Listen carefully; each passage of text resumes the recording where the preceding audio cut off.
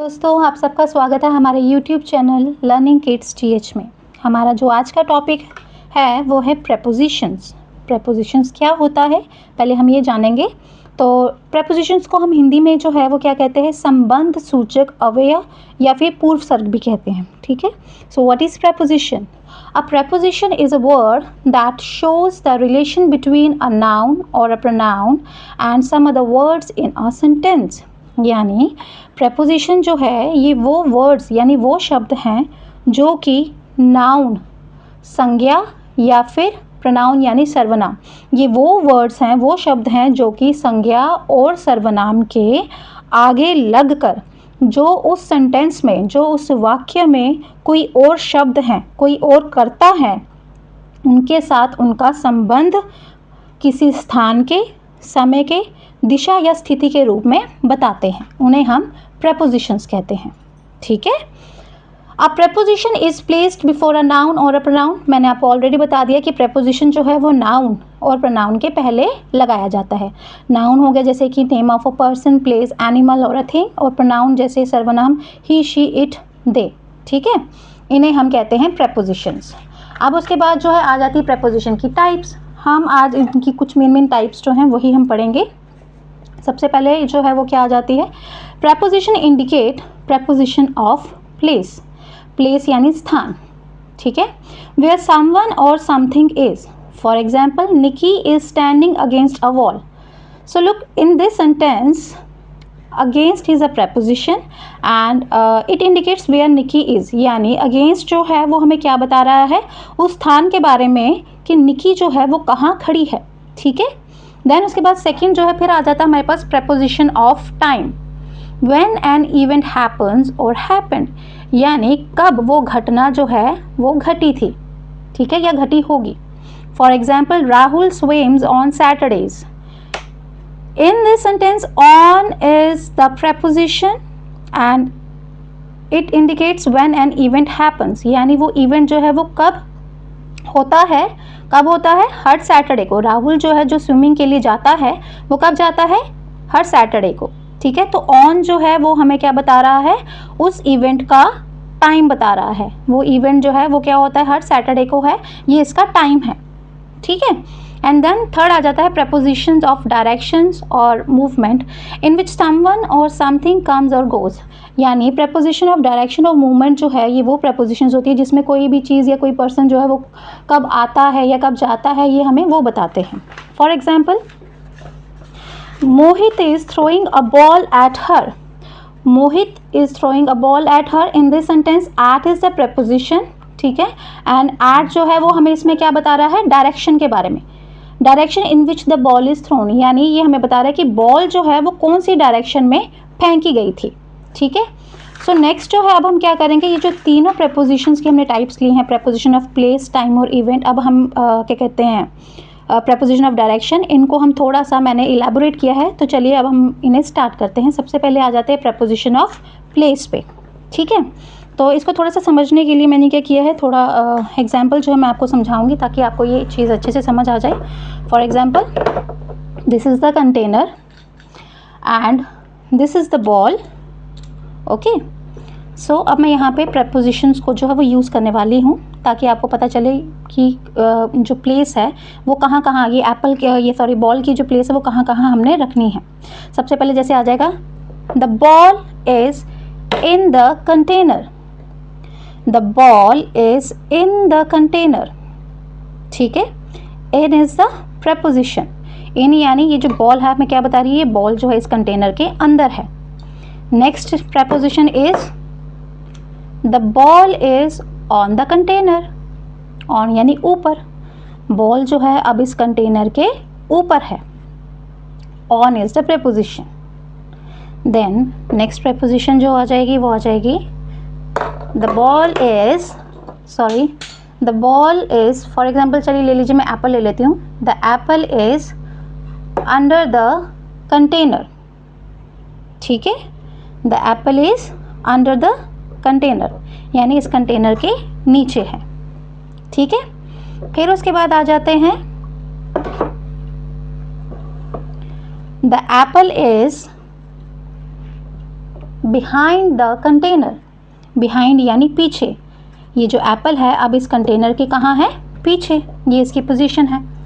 Now next आ जाएगा the apple is near the container. ठीक है, और फिर उसके बाद नेक्स्ट एग्जाम्पल जैसे हम ले लेते हैं, सॉरी नेक्स्ट प्रपोजिशन जो है वो हमारी आ जाएगी, the apple is between the containers. The apple is between, between यानी दो चीज़ों के बीच में, the apple is between the containers. ठीक है, सो ये सारे के सारे प्रपोजिशंस जो थे, in, on, at, under, behind, near, ठीक है, ये सारे के सारे जो थे ये कौन से प्रपोजिशंस थे? Preposition of place. ठीक है, अब फिर उसके बाद जो है हम आ जाते हैं प्रपोजिशन ऑफ टाइम पे। ठीक है, प्रपोजिशन ऑफ टाइम जो है थोड़ा आपको अच्छे से समझ आ जाए तो हम चलिए अब इसको स्टार्ट करते हैं। देखिए यहाँ पे प्रपोजिशन ऑफ टाइम जो है वो हमें क्या बताते हैं? सबसे पहले मैंने लिए हैं इनमें तीन मेन प्रपोजिशंस लिए हैं, इन, ऑन और एट। आज हम इन्हीं के बारे में बात करेंगे। जैसे कि इन प्रपोजिशन हमें क्या बताता है? टाइम ऑफ द डे, यानी दिन का कौन सा टाइम है, मॉर्निंग है, आफ्टरनून है या इवनिंग है। सेकंड ये हमें बताता है, जो इन है वो हमें बताता है सीजन्स के बारे में, लाइक स्प्रिंग, विंटर, समर। ठीक है, फिर ये हमें साल के बारे में भी बताता है, 1800, 2000, 2026। और ये हमें बताता है मंथ्स के बारे में, लाइक फरवरी, अप्रैल, मार्च, दिसंबर। तो ये आगे सारी की सारी इन प्रपोजिशंस के बारे में। ठीक है, फिर दूसरी प्रपोजिशन आ जाती है हमारी प्रपोजिशन ऑफ टाइम में ऑन। ऑन जो हमें क्या बताता है? हॉलीडेज़, लाइक दिवाली, होली, ठीक है, क्रिसमस। फिर ऑन हम और कहाँ यूज़ करते हैं? बर्थडेज़ में। ठीक है, एंड तीसरा जो आता है हम डेट्स जो हैं, जहाँ डेट्स लिखते हैं वहाँ पे भी ऑन का इस्तेमाल करते हैं, जैसे अगस्त 20, 2025। ठीक है, his birthday is on August 20, 2025। ठीक है, यहाँ पे आ गया, हमने ऑन का इस्तेमाल कर लिया। एंड थर्ड जो है वो आ जाती है हमारे पास एट। ठीक है, एट जो है वो हमें बताता है एग्जैक्ट टाइम, जैसे कि 4 o'clock। 4 o'clock हमें क्या टाइम बता रहा है? मिडनाइट का, आधी रात का टाइम।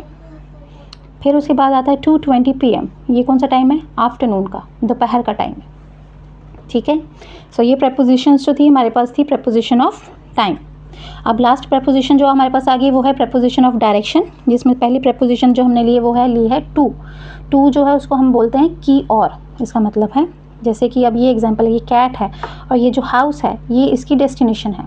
ठीक है, ये जो कैट जो है वो इस घर की ओर जा रही है, तो इसलिए हमने यहाँ पर किसका इस्तेमाल करना है? टू का। ठीक है, उसके बाद सेकंड आता है इनटू। इनटू होता है के अंदर।